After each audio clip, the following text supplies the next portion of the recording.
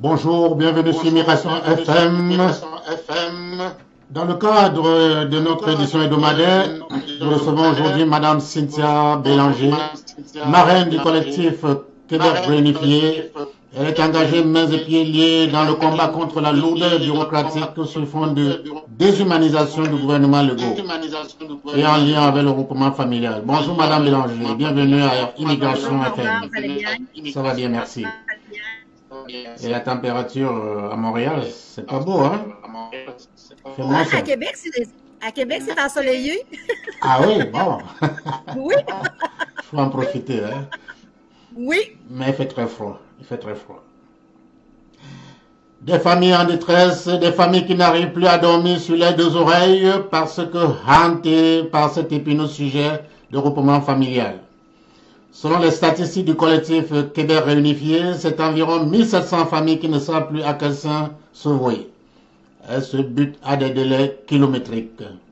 Et en dépit des pressions tous azimuts, le Premier ministre québécois François Legault reste droit dans ses bottes, plus occupé à redorer son blason dans les sondages qui ne sont plus à sa faveur. Vers qui doit se retourner pour espérer un regain d'humanisme? En tout cas, pas du côté de la ministre québécoise de l'immigration, Christine Fréchette, qui surprend de par ses positions radicales sur la question.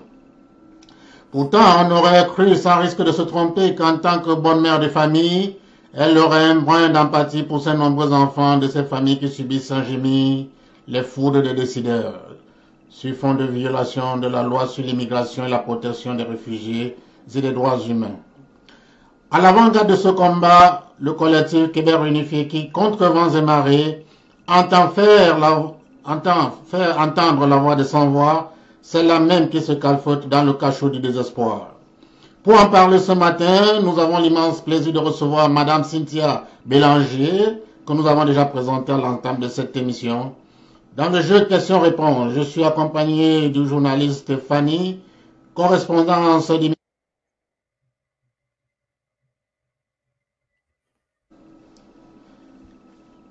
Et bien entendu, derrière cette émission se cache l'homme à tout faire, notre technicien Alain Zigui. Sans plus tarder, dites-nous, Madame Bélanger, est-ce que vous êtes content de vivre au Québec malgré tout? Je suis contente de vivre chez moi au Québec. Je suis parfois gênée de devoir dire qu'on doit faire face à cette situation-là au Québec, dans une ville où on est libre de vivre notre vie, de personnes qu'on aime. Donc, c'est sûr que la froideur du gouvernement Legault actuellement me donne des frissons. Là. Je peux pas croire que dans une société comme on vit au Canada, qu'on doive affronter des semblables. Là.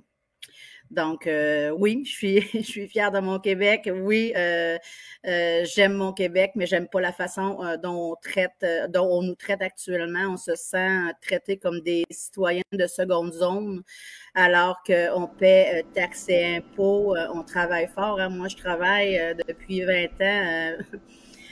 Au service du gouvernement du Québec, donc c'est un petit peu paradoxal là, que je leur dédie ma vie au service à la population et en contrepartie, on m'impose de vivre loin de mon mari et de ma famille pour plus de 4 ans. Donc ça fait mal au cœur. Est-ce que vous croyez que votre conjoint a le même regard que vous? Oui, oui, absolument. Il nous écoute en direct actuellement d'ailleurs, mais c'est déchirant pour nous deux. Hein? Monsieur Norbert, on n'est plus dans la fleur de l'âge, on n'a plus 25 ans, ni un ni l'autre. On est rendu à près de la cinquantaine. Donc, comme j'ai dit à la télévision, mon gouvernement nous vole, donc c'est déchirant hein, de savoir. Puis actuellement, dans le pays de mon conjoint, la situation est extrêmement difficile. Hein, les gens s'entretuent pour manger. Donc, de savoir mon conjoint et ses enfants pris dans cette détresse-là, sans pouvoir rien y faire, c'est sûr que c'est désolant. Puis on prie tous les soirs pour qu'il arrive rien, hein, qu'il leur arrive rien, le temps que notre gouvernement lui puisse lui permettre de s'en venir ici. Madame Béranger, dans un article paru dans le média TVA Nouvelle le 11 décembre 2023 et signé de la journaliste Catherine Bouchard, vous confiez qu'il y a un an, un peu plus d'un an, vous avez dépensé plus de 50 000 dollars en frais de démarche pour pouvoir vivre auprès de votre mari que vous avez rencontré sur le site de villégiature où il travaille à Cuba. Et c'est depuis octobre que vous êtes mariés. Est-ce que vous pouvez nous en dire davantage, s'il vous plaît? Oui, certainement. Mais moi, c'est sûr que dans tout ce processus-là, il y a effectivement les frais qu'on doit payer au gouvernement du Canada, également les frais qu'on doit payer au gouvernement du Québec. À ça, on ajoute les frais d'avocat parce que j'ai dû consulter un avocat spécialisé en immigration. À ça, on ajoute les frais de ma consultante en immigration parce que je fais pas ce dossier-là, tout ça. Je me suis fait aider. Et à ça, on ajoute également le prix de tous les voyages que j'ai dû faire dans les 2 dernières années pour être capable de passer du temps avec mon mari, d'être capable de passer du temps avec ses enfants, de développer cette relation-là. Donc, quand on voyage 2 mois, et puis on apporte les enfants avec nous, les frais montent vite. Donc, quand j'ai fait une mise à jour de mon dossier avant de recevoir la journaliste chez moi, bien entendu, j'ai été surprise de voir l'ampleur des frais dépensés. Moi qui avais une maison complètement payée, j'ai dû réhypothéquer ma maison pour me permettre de payer tout ça, là, puis de me permettre de voyager pour permettre à cet amour-là de s'épanouir malgré tout. Madame Béranger, 1700 familles qui attendent, c'est quand même trop, non? C'est épouvantable. Et M. Norbert, moi, je ne joue jamais à la victime. Là, je suis une combattante, mais quand je vois, tu sais, dernièrement, j'ai vu quelqu'un qui a partagé là avec Québec réunifié.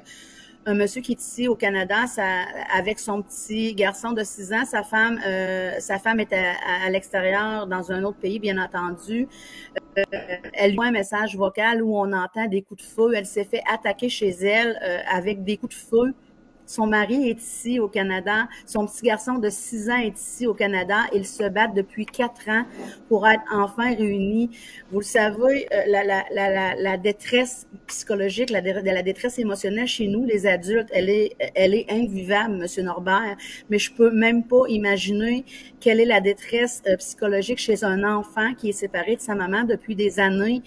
C'est inconcevable qu'on fasse subir ça, qu'on fasse subir cette douleur-là, cette détresse-là à nos enfants. Ça va les suivre toute leur vie, sans compter la détresse de la maman aussi. On sait l'amour inconditionnel qu'on a pour nos enfants.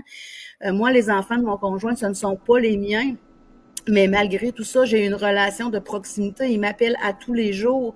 Moi, à chaque voyage que je fais, là, de devoir décrocher leurs petites mains après quand ils me supplient de les amener avec moi, là, c'est inconcevable de leur faire vivre ça à tous les 2 mois.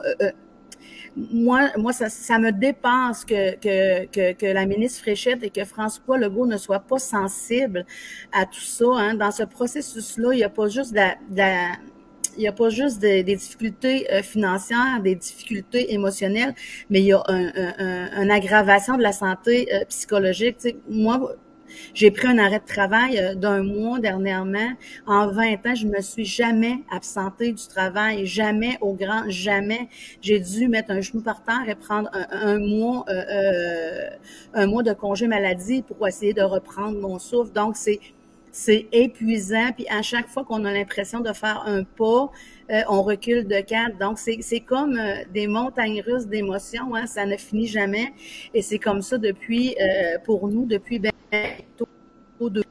quand on voit les délais sur le site d'IRCC monter à 39, 41, 42 mois, on se dit qu'on n'y arrivera jamais. Et je pense qu'en tant que Québécoise, mais aussi en tant que Canadienne, j'ai le droit de choisir avec qui je veux partager ma vie. Ce n'est pas à mon gouvernement de choisir pour moi. Donc, c'est déchirant. C'est excessivement déchirant. Puis des délais comme ça, on a ça au Québec, on a ça nulle part ailleurs dans le monde. Donc, on se dit, tu sais, même au Canada, dans toutes les autres provinces, c'est 12 mois le délai usuel. Donc, pourquoi au Canada?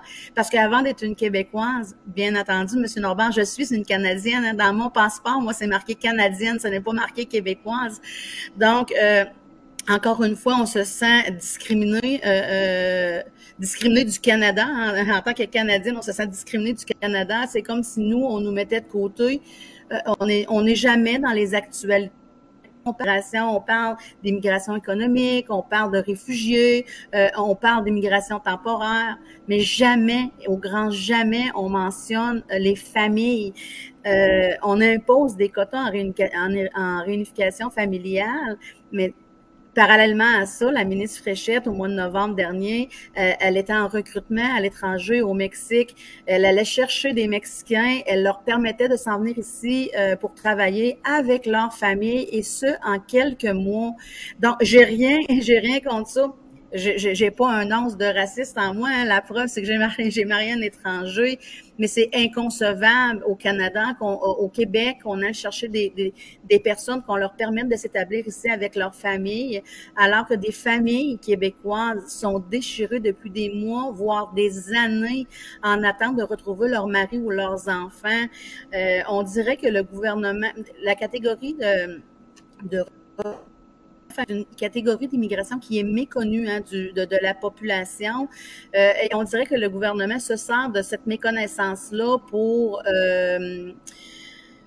attiser peut-être la haine au niveau de l'immigration. Hein. Mais M. Norbert, c'est important de mentionner que la réunification familiale ne viendra pas empirer la crise du logement dans nos villes au Canada ou au Québec.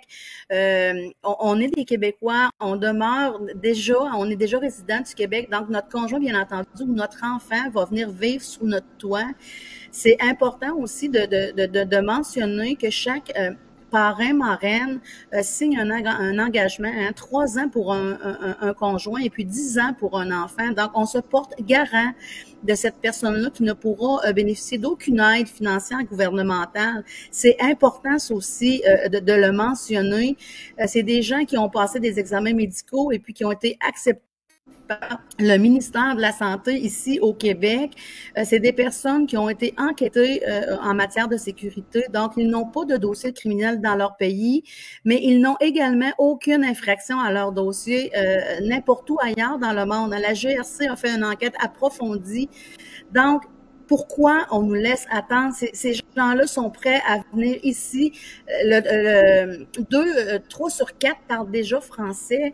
Donc, ils sont prêts à arriver ici auprès de leur famille et à contribuer à notre société pour l'enrichir, payer taxes et impôts pour nous aider pour le système de santé, le système d'éducation. Ça va mal partout. Donc, ces gens-là sont prêts à venir joindre notre société et à y contribuer. Donc, on a de la difficulté à comprendre les décisions de notre gouvernement alors qu'on va chercher des gens à l'étranger qui, eux, ont le droit à l'aide financière gouvernementale. Eux vont avoir besoin de cours de francisation, eux vont avoir besoin de soutien du Québec. Donc, c'est difficile un petit peu de comprendre. C'est tellement difficile à comprendre que je me demande si nos élus comprennent la catégorie de la réunification familiale. J'ai l'impression qu'ils ne font même pas la différence entre notre catégorie puis tous les autres catégories sous leur gouverne. Donc, c'est un petit peu spécial de voir comment cette situation-là est gérée ici au Québec. Face à cette situation, somme toute déplorable, est-ce qu'il vous est déjà venu à l'idée de partir du Québec pour aller vous installer en Ontario? Parce que quand même là-bas, c'est 12 mois, 41 mois au Québec. Exactement. Mais tu sais, en étant un membre très actif de Québec réunifié, hein, ce qui m'a valu le privilège de pouvoir joindre le comité exécutif tout dernièrement. On a des histoires hein, de Québécois qui ont quitté pour l'Ontario et puis que quelques mois plus tard, ils étaient réunis avec leur famille. Donc, oui, on y a pensé, mais il faut penser aussi que c'est de repartir à zéro. Hein. Il y a des gens qui n'ont pas d'attache vraiment au Québec, puis ils ont pris cette décision-là, et puis ils ont pris la bonne décision. Mais moi, je parle de moi, là, tu sais, qui a une maison ici au Québec, qui travaille pour le gouvernement du Québec depuis 20 ans, qui a un grand garçon de 22 ans. C'est d'abandonner tout ça pour repartir ailleurs, alors que c'est un droit humain de pouvoir vivre avec sa famille. Donc, c'est gros pour moi de pouvoir penser à tout laisser tomber ici au Québec, d'abandonner mon fils unique pour pouvoir m'installer en Ontario. Je vous dis pas que je lui ai pas pensé, mais je préfère mettre mes énergies pour combattre avec mes collègues de Québec réunifié.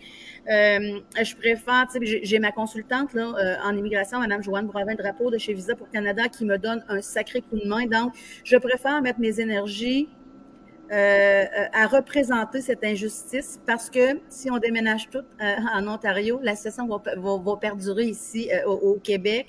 Donc, je me dis aussi bien relever ses manches et puis se battre pour nos droits, je dirais ça comme ça, pour que la situation puisse puisse aider les autres, parce qu'on n'a pas fini de voir des Québécois tomber en amour avec un étranger, et c'est correct. Donc, si on peut améliorer les choses pour les futures personnes qui auront à passer par un processus de réunification familiale, ben, si on a pu aider à notre façon avec les membres de Québec, ça de gagner. Il n'y a pas à dire que je vais abandonner tout ici pour pouvoir... je préfère faire face à la musique puis me battre pour mes droits. Madame Bélanger, nous allons marquer une pause musicale et nous revenons juste après.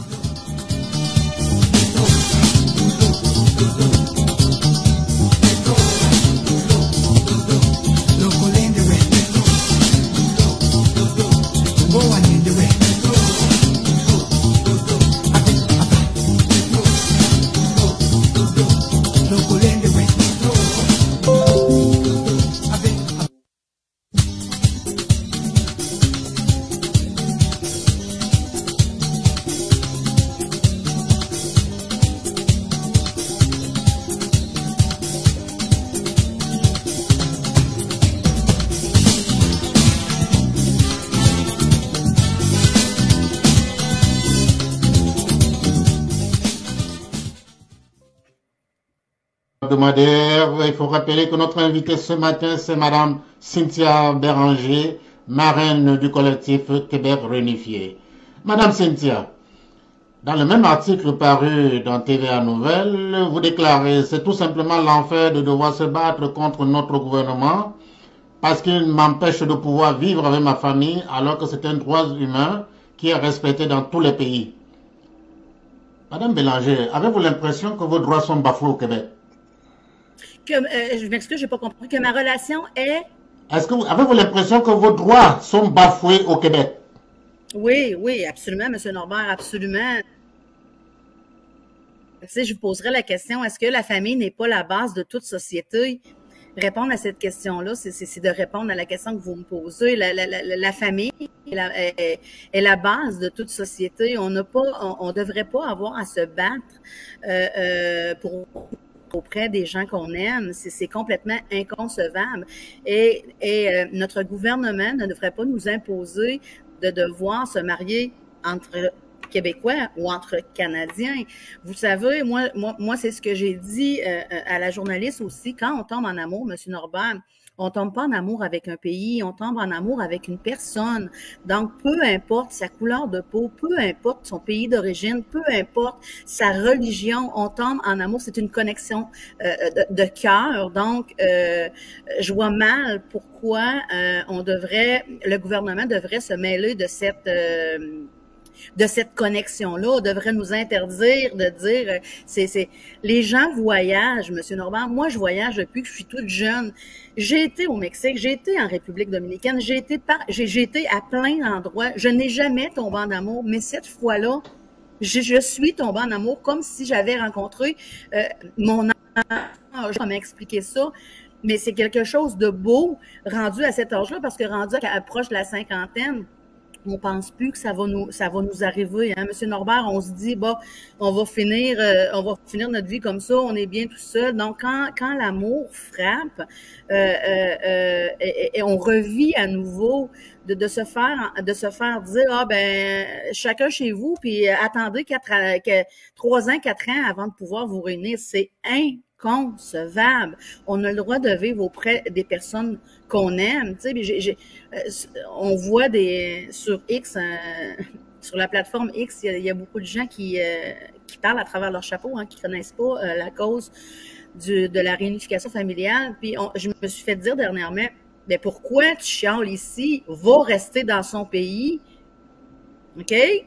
Mais pourquoi j'aurais, moi, en tant que Québécoise, Canadienne, qui travaille, qui contribue à la société depuis ma naissance, pourquoi je devrais aller vivre dans un pays où ils meurent de faim, où ils s'entretuent pour manger, où la guerre est imminente? Vous êtes en train de me demander de mettre ma vie en danger parce que je suis tombée en amour avec un étranger. Ça ne fait aucun sens, là. Je suis ici, chez moi, et j'ai le droit de vivre avec la personne que j'aime, peu importe sa nationalité et peu importe sa couleur de peau. C'est un droit fondamental. Donc, il va falloir que le gouvernement le comprenne. Il va falloir que la population le comprenne aussi. Des couples binationaux, on n'en voyait pas tant que ça, là, 20 ans. Les gens voyagent, les gens évoluent et l'amour n'a pas de frontières. Donc, on a le droit. C'est un droit pour moi. Je vais continuer de le mentionner haut et fort. C'est un droit humain de pouvoir vivre avec celui que j'aime. Point final. Est-ce que vous pensez que le gouvernement fédéral a une part de responsabilité dans cette situation-là? Oui, bien entendu, parce que le gouvernement fédéral et provincial sont liés par un document, un accord qui s'appelle l'accord Canada-Québec. Et puis, si on regarde cet accord-là dans tous ces articles de loi, excusez-moi, c'est clairement mentionné que le regroupement familial est sous juridiction fédérale uniquement. Donc, le Québec n'est pas en droit d'émettre des seuils maximaux dans cette catégorie-là. Donc, là, ce qu'il fait, c'est que les dossiers sont pris au gouvernement du Canada parce que il se fie au seuil émis par le Québec, alors que si le ministre de l'Immigration, M. Miller, décidait de respecter cet accord-là, il traiterait les dossiers ces dossiers de cette catégorie-là du gouvernement du Québec. Mais ce qui est paradoxal par-dessus tout, M. Norbert, c'est que nos dossiers à nous, là, sont déjà passés par le Québec et le Québec les a sélectionnés. Hein, il nous a émis un certificat de sélection du Québec. Mais là, il retourne le dossier au Canada et là, c'est pris dans des filières au Canada alors que le Québec a déjà dit oui. Tu sais, moi, le Québec, là, Eduardo a son certificat de sélection du Québec depuis plus d'1 an. Donc, moi, le Québec a dit oui à Eduardo depuis plus d'1 an. Mais on n'a pas de nouvelles, c'est pris dans une filière au gouvernement du Canada à cause des seuils maximums imposés par le Québec. Donc, ça ne fait aucun sens. Tu sais, le gouvernement du Québec ont encaissé le 300 $ pour étudier mon dossier, ont pris la décision de sélectionner mon conjoint. Et après ça, on doit attendre 39 mois, 40 mois, 41 mois, 48 mois. Ça ne fait aucun sens. Est-ce que vous connaissez des personnes qui sont dans la même situation que vous? Ah, plein, M. Norbert, hein, grâce à Québec réunifié, on est tous dans le même bateau. On a des gens qui se battent pour des cas externes, hein, donc ils sont séparés. Ils sont ensemble ici au Québec, mais ils sont en regroupement familial interne, donc ils veulent que le conjoint soit reconnu aussi comme résident permanent. Il y a toutes sortes de cas de figure, mais il y a 40 000 dossiers, M. Norbert, qui sont pris dans les filières du gouvernement du Canada. Donc, ces 40 000 personnes-là, c'est 40 000 personnes dans la même situation que moi. Mais une chance que nous avons, Québec réunifié, parce que moi, quand j'ai fait, on se sent bien seul hein, quand on traverse à travers ce processus-là, M. Norbert, parce que il y a nos amis québécois, là, notre famille ici, ils ne peuvent pas nous conseiller, ils ne peuvent pas nous dire « ça va bien aller, je te conseille de faire ça ». Non, personne ne peut le faire parce qu'on est seul dans ce processus qui est étourdissant, qui est méconnu du public. Donc, merci, mon Dieu, d'avoir Québec réunifié qui permet à tous ces gens-là de discuter entre eux, de trouver du soutien, de trouver des gens qui les comprennent. Donc, moi, ça, là, ça a sauvé probablement ma santé psychologique de voir que je n'étais pas seule dans cette situation-là, et puis m'a donné le courage de me battre, d'investir mon temps, mes énergies dans ce combat-là que Québec réunifié mène pour faire changer les choses. Donc, on est plusieurs, on est une tonne dans la même situation. Donc, j'invite les gens dans cette situation-là, peut-être des personnes qui vous écoutent, M. Norbert, et qui ne connaissaient pas Québec réunifié, venez nous rejoindre sur WhatsApp, sur Facebook, sur Instagram, sur X. On est sur toutes les plateformes et puis on est là pour s'entraider, on est là pour s'épauler, on est là pour s'écouter, on est là pour... vous savez pas le bien que ça peut faire de pleurer puis de juste sentir qu'on est écouté puis qu'on n'est pas seul. Donc, tu sais, j'invite les gens à nous rejoindre pour ce soutien-là. Donc, je le sais qu'on est plusieurs. Je le sais que plusieurs aussi ont des idées noires, hein, ils veulent... ça, c'est excessivement déchirant. C'est ce que j'ai adressé comme message et à M. Miller au fédéral et à Mme Fréchette au provincial. Est-ce que, collectivement, nous attendons que des gens mettent fin à leur jour pour agir? C'est épouvantable de voir cette détresse psychologique-là, de voir des gens qui veulent en mourir parce qu'ils n'en peuvent plus de vivre cette situation-là au quotidien. Moi qui aime l'être humain dans tout son ensemble, ça me déchire de savoir ça. Est-ce que collectivement, c'est ça qu'on attend pour pouvoir changer les choses? Mais j'ai envoyé cette réflexion-là. J'ai eu une très belle réponse de Marc Miller. Christine Fréchette est restée sans mots, n'a jamais pris la peine de répondre. Et pourtant, en annexe, j'avais mis des paroles de gens qui m'ont écrit, qui pensent au suicide. Je n'ai jamais eu de retour de la ministre Fréchette à se demander si elle a un cœur. Je sais pas, mais quand on voit des gens qui souffrent comme ça, puis on est le moindrement humain, on voit que ces décisions-là ont des impacts majeurs sur la population qui l'a élu, hein, il faut le dire. On est des familles, mais on est également des électeurs. Donc, cette personne-là se sent des électeurs qui l'ont élu pour les mettre dans une position de détresse aussi terrible. Moi, c'est inconcevable pour moi. Je ne comprends pas les réflexions qu'il y a derrière ça pour persévérer, continuer dans cette voie-là. Madame Bélanger, comment analysez-vous l'attitude de Madame Fréchette? On peut se parler de futur pour Mme Fréchette et pour François Legault. Je ne sais pas si probablement que les auditeurs à travers le monde ne suivent pas tout ce qui se passe au Canada actuellement, mais au Québec, M. Norbert, vous êtes de Montréal, vous êtes au fait de ça, hein? Ça va mal partout, là. Qu'on parle de la crise du logement, qu'on parle en éducation, qu'on parle dans le taux de santé, ça va mal partout et ça continue d'aller mal partout en immigration parce qu'on n'est pas capable de faire un plan qui tient compte des différentes catégories. On est complètement perdu, on est complètement dépassé par les événements.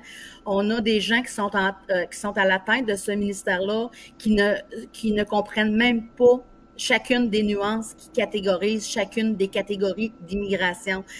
Donc, non, ça ne va pas bien. Il faut que quand on a quelque chose sous notre gouverne, il faut comprendre les nuances. Tu sais, on tape sur l'immigration, mais en même temps, on va chercher des familles à l'extérieur. On les invite ici avec leurs familles qui accentuent la crise du logement, qui accentuent la détresse de nos médecins infirmières dans les hôpitaux, qui accentuent les problèmes en éducation. on est des familles qui n'accentuent absolument rien. On demande d'être réunis, mais pas prioriser, on priorise autre chose. Donc, pour moi, c'est clairement le cas que tu gouvernes et tu prends des décisions et tu ne comprends pas les nuances de chacune des catégories d'immigration sous ta gouverne. Pour moi, c'est clair comme de l'eau de roche. Parlant de Québec réunifié, il y a quelques semaines, votre collectif a initié une pétition. Avez-vous l'impression que cette pétition va faire bouger les lignes?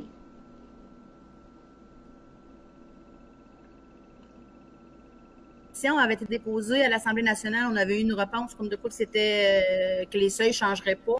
Cette action-là était une lettre ouverte à envoyer à la ministre Fréchette. Il faut dire qu'on a eu des appuis considérables, hein? Non seulement des familles pris dans cette situation-là. Puis quand je dis famille, tu sais, moi, mon fils l'a signé, mes amis l'ont signé parce que ils vivent ce calvaire-là auprès de moi depuis plusieurs années. Mais on a eu des centrales syndicales, on a eu plusieurs bureaux d'avocats en immigration, on a eu plusieurs consultants dont vous, en immigration, dont vous, M. Norbert, on vous en remercie. On a eu plusieurs partis politiques aussi qui ont apposé leur signature comme quoi que les choses doivent changer. Donc, on espère que cette action-là aura le poids qu'elle mérite. Sans m'avancer trop, M. Norbert, il y a également d'autres actions juridiques qui sont en cours chez Québec Réunifié pour faire changer les choses. On travaille fort pour que cette situation-là soit derrière nous le plus vite possible, le plus rapidement possible, que nos familles puissent être réunies. Étant donné maintenant, M. Norbert, qu'on est des amis, quand ça sera le moment de dévoiler l'article dans lequel Québec Réunifié est impliqué, ça nous fera plaisir de revenir en ondes avec vous pour en discuter plus longuement. Tout à fait. Comment appréciez-vous l'initiative de l'avocat M. Lapointe? Oh, ben on l'aime, on l'aime, Maxime Lapointe. Ben, je crois que c'est un début à tout, hein. La mise en demeure que Monsieur Lapointe, que Maître Lapointe a envoyée le 13 décembre dernier était claire. On vous donne 60 jours pour régler ces cas-là, hein, les cas qui ont dépassé 12 mois et pour lequel le certificat de sélection du Québec est déjà émis. Donc, le Québec a déjà dit oui. Donc, on vous donne 60 jours pour traiter ces cas-là. Sinon, ben, ça ira en cour supérieure qui tranchera. Donc, moi, je pense que il va falloir se rendre là parce que notre gouvernement au Québec n'est pas à l'écoute de ça. Je vous dirais que je pense que ça va bouger certaines choses parce que le ministre, pas le ministre Miller, mais son prédécesseur, le ministre Fraser, avait annoncé en mai dernier que pour réunifier les familles le plus rapidement possible, qu'ils mettaient une nouvelle politique en place. Donc, les gens qui étaient en parrainage, qui étaient en attente de parrainage, pouvaient faire la demande d'un visa visiteur. Donc, ce visa visiteur-là serait traité dans les 30 jours, donc en priorité de traitement, et puis viendrait également avec un permis de travail ouvert. Donc, ce qui permettait à Eduardo, à mon époux, de s'en venir vivre avec moi avec un permis de travail ouvert et puis d'attendre le regroupement familial ici à mes côtés. Donc, on était tous heureux de cette initiative-là du gouvernement fédéral, mais à vrai dire, on était vite désenchantés. Donc, ce n'est pas appliqué. Tu sais, moi, c'était annoncé le 26 mai, j'ai fait une demande de visa visiteur dans la catégorie de regroupement familial le 7 juin. J'ai eu une réponse à la fin septembre. Donc, on est loin du 30 jours de délai de traitement. C'était un refus. Et la raison qu'on me donnait, c'est Eduardo a des liens familiaux significatifs au Canada. Bien entendu, M. Norbert, il est marié avec moi, ils ont le certificat de mariage, ils ont le dossier de parrainage en cours. Donc, on s'est réessayé pour une deuxième demande au mois d'octobre. On a eu le même refus le même refus au mois de novembre, donc qui disait qu'Eduardo avait des liens significatifs au Canada, puis que l'agent d'IRCC n'était plus qui quitterait le Canada après le séjour autorisé, alors que ça n'était pas mentionné dans la nouvelle politique qui avait été mise en place. Mais là, on voit depuis le début de cette semaine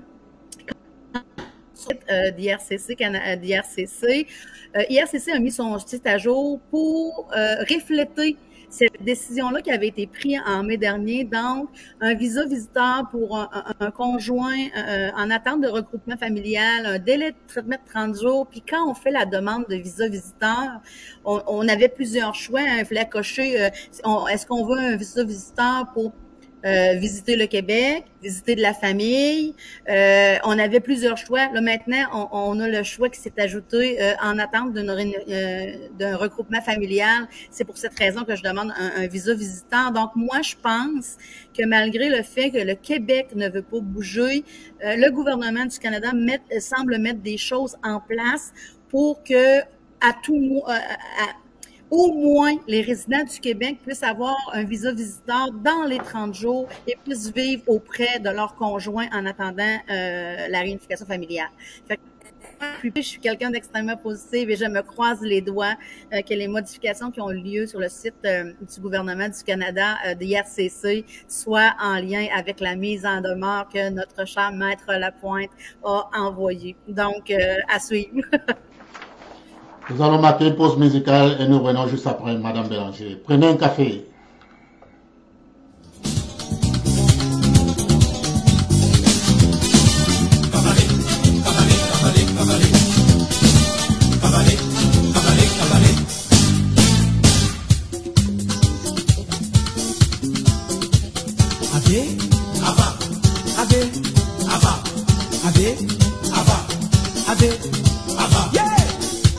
Asma, la vie là c'est quoi même?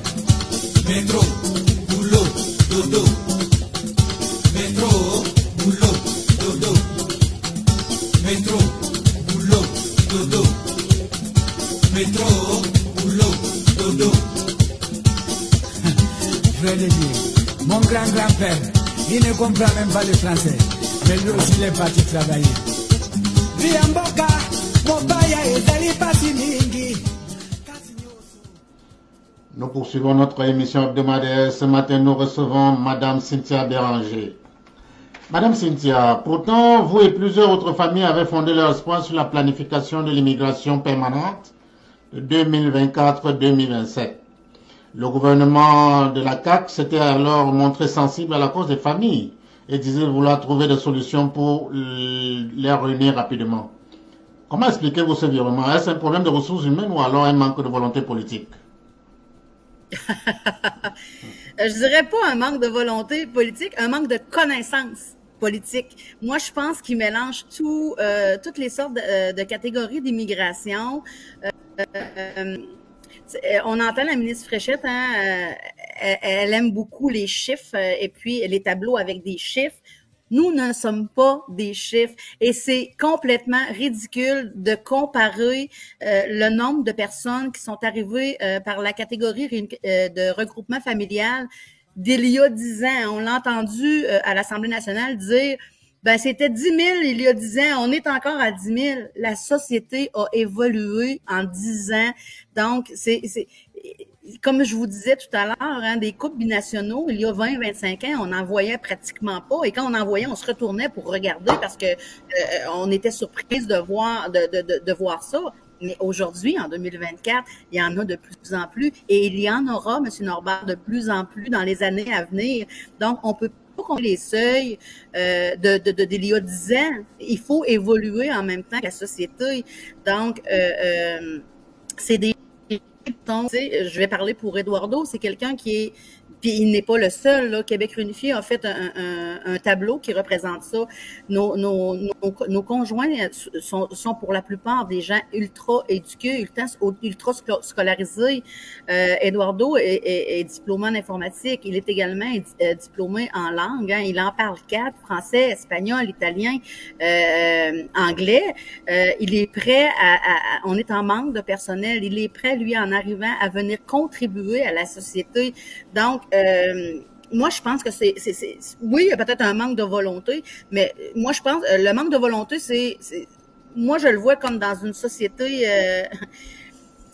comme on était géré il y a 40 ans, là, je suis au pouvoir, c'est moi qui décide, puis j'impose mes choix, mais sans comprendre les enjeux derrière tout ça. Moi, je pense que, tu sais, on a Guillaume Clich-Rivard, hein, qui nous appuie. Cet homme-là est d'une intelligence inébranlable en matière d'immigration. Non seulement il est en politique, mais il a des connaissances. Il a pratiqué plus de 10 ans en droit de l'immigration. Donc, il invite les partis à discuter. Tu sais, là, les débats qu'on a, c'est toujours qui est le plus fort. Ah, moi, je mets un seuil de 50 000, moi, 35 000. Ah, moi, je monte ça à 80 000. On n'est plus là, là. On n'est plus là. Commençons par comprendre les différentes catégories. Qu'est-ce qui est prioritaire pour le Québec? Est-ce que c'est de réunir nos familles? Donc, laissez faire les quotas et puis réunissons nos familles. Si après avoir réuni nos familles, il reste moins de place pour l'immigration économique, ben ce sera ça, M. Norbert. Il faut faire des choix de société. Et moi, je continue à dire que la famille est la base de toute société. Donc, il y a un manque de volonté, il y a un manque de transparence, mais il y a un manque de connaissance aussi. Est-ce que vous avez eu le soutien de certaines coalitions Avenir Québec? Le parti de M. Legault? Non! Et pourtant, mon député provincial ici, dans ma circonscription, est un député de la CAQ qui a marié une Cubaine. Donc, il était sorti dans les journaux parce que ça avait pris 21 mois avant qu'il puisse être réuni avec sa femme. Il avait fait un grand article dans différents journaux pour dire que la situation avait pas de bon sens puis que dorénavant, il accepterait d'accompagner ces citoyens qui sont pris dans la même situation. Donc, bien entendu, M. Norbert, que je me suis adressée à lui, hein, parce que pour moi, il avait pris un engagement moral en publiant ces paroles-là dans différents médias à Québec. Il a été reviré du revers de la main. Lui a été séparé 21 mois, mais il faut pas oublier que lui, c'était pendant la pandémie. Donc, c'est sûr que quand les frontières ont été fermées à cause de la COVID-19, il ne pouvait pas voyager. Donc, mais à cette époque-là, quand lui, il a entamé le processus, les délais étaient de 12 mois.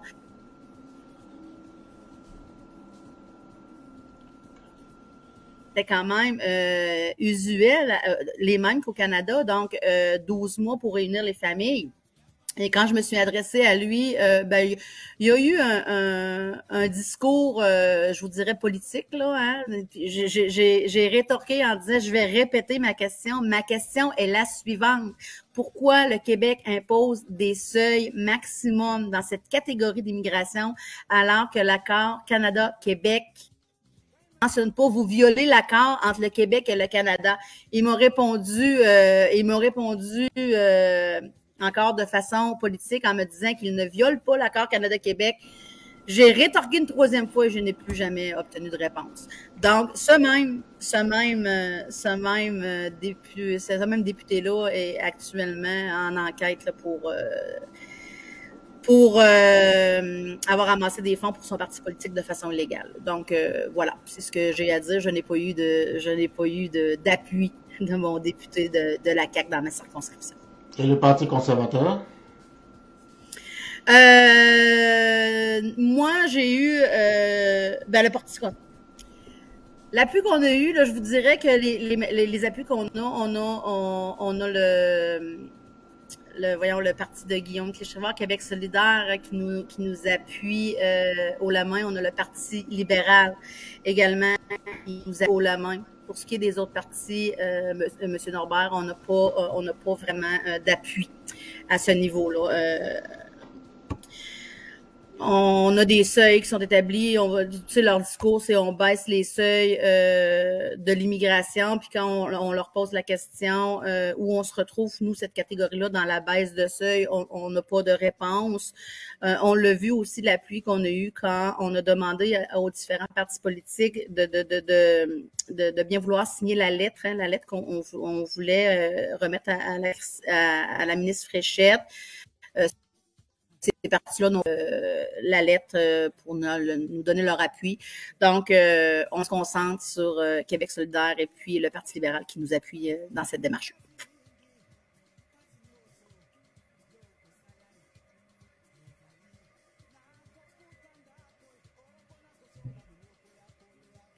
Êtes-vous...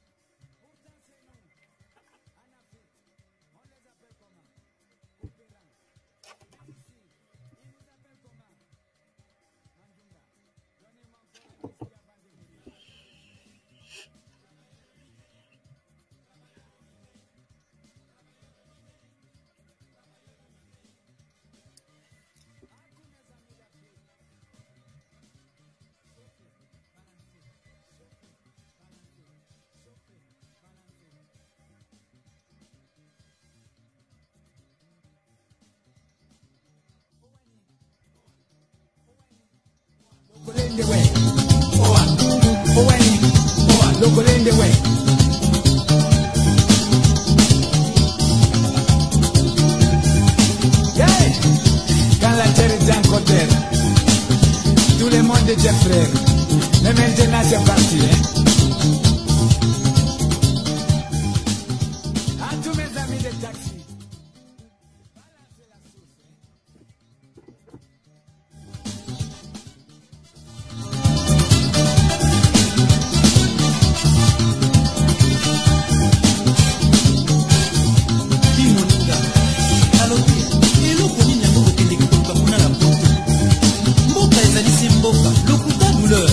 Mais bien sûr, Toboïté, Toyaka wana Koyuka Nkunda, Tolobani Mundo, Mundezali Bantu, Ata wana Afrika, Ezali, Okinde wana, Ezali, Nyonso Losala Kakuna, Ete Kalakaka, Lokuta, Lokuta te.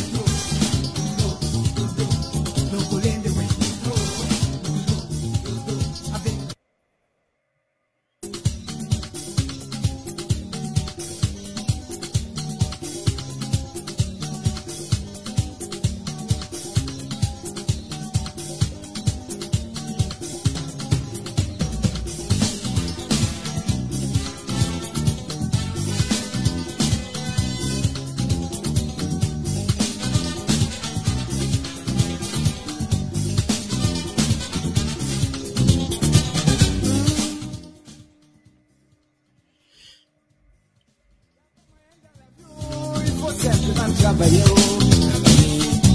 c'est ça la piété.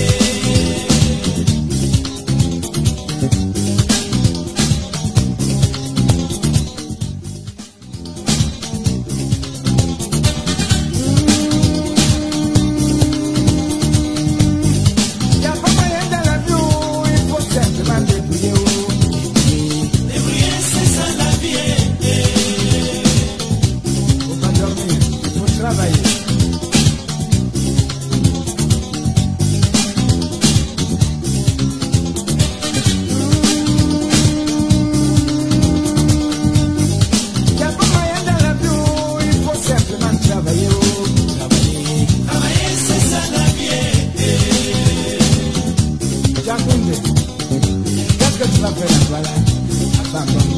Avant Bombay.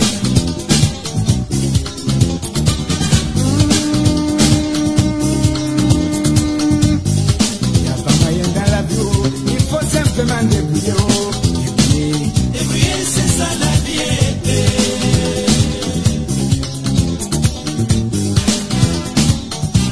Allô? Allô, allô? Oui? Ah, enfin. C'est des problèmes techniques qui arrivent. Ah, oui. Nous approchons la fin de l'émission et puis on verra bien s'il y a des questions en attente. S'il y a des auditeurs qui aimeraient poser des questions à Madame Bélanger, Je répondrai avec grand plaisir. C'est ça.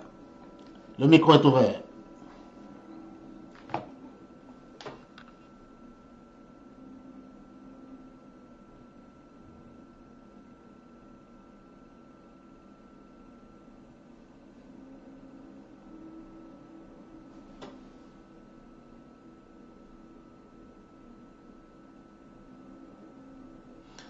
Apparemment non. Madame Bélanger, après ce combat, est-ce que votre collectif entend mener des combats sur d'autres fronts? Le collectif à la base a été créé pour dénoncer les délais inusuels au Québec pour la catégorie de regroupement familial. Donc, c'est vraiment notre cheval de bataille pour le moment. Voilà, je ne crois pas que Québec réunifié a d'autres chevals de bataille, mais on veut que les délais au Québec soient les mêmes que pour le reste du Canada. On veut des délais usuels, hein, comme dans tous les pays. Hein. On est le Québec, on est la pire province en matière de délai pour réunir les familles. Donc, Québec réunifié, notre cheval de bataille, c'est de régler cette problématique-là là, au niveau de cette catégorie d'immigration-là au Québec. C'est vrai que vous êtes une victime, mais est-ce que vous avez un message pour ces nombreuses victimes qui connaissent la même situation que vous? Non, mais moi, c'est juste, je sais pas, c'est peut-être dans ma tête, là, mais tu sais, j'aime pas me dire que je suis une victime. Dans la vie, quand on se dit victime, hein, souvent, on s'assoit sur notre divan, on pleure, puis on n'entreprend rien. Donc, je préfère dire que je suis une combattante qui me bat pour mes contre justice. Il y a plusieurs personnes, M. Norbert, qui sont dans la même situation que moi. Tout le monde n'a pas la même force, peut-être, de caractère que moi. Hein. Peut-être que les gens... L'important, là, c'est de savoir qu'ils ne sont pas seuls et que les gens qui ont l'énergie pour entamer cette bataille-là vont le faire et tout le monde va en bénéficier, bien entendu. C'est important de se reposer, c'est important de s'écouter et c'est important de croire que les choses vont éventuellement changer. Non seulement Québec réunifié a la mission de faire changer les choses, mais on est un groupe d'entraide également. Donc, c'est important que les gens puissent connaître ce côté-là aussi de Québec réunifié. On est là pour s'entraider, se soutenir au niveau émotif et psychologique également. Donc voilà, on n'est pas seul dans cette situation-là, M. Norbert. C'est ici que prend fin notre émission de ce jour. Nous disons bien merci à Mme Bélanger d'être venue. Nous ne partirons pas sans dire merci à la coordonnatrice de Québec Réunifié, Marie-Gervaise Pilon, qui dans ce combat promet et permet la diversité dans toutes ses déclinaisons. Monsieur Norbert, je prends une petite minute pour vous remercier du fond du cœur. Hein. C'est apprécié de pouvoir nous donner une tribune pour discuter de ce calvaire-là qu'on vit, que plusieurs vivent. Donc, merci, Monsieur Norbert. C'était un plaisir pour moi de faire votre connaissance. C'est un plaisir partagé, Madame Bélanger. Bonne chance pour la suite. Au plaisir. Au revoir.